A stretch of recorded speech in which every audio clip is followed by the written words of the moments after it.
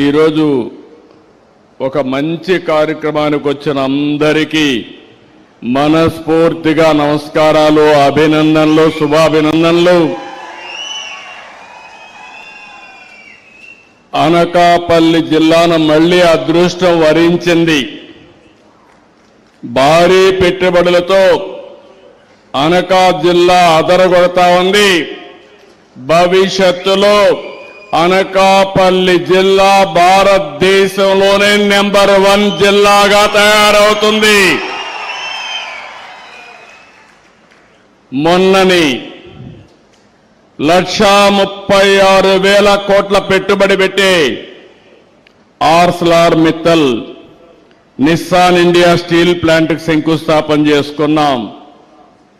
నెల రోజులే ఈరోజు మళ్లీ రాంబిల్లులో భూమి పూజ చేశాం.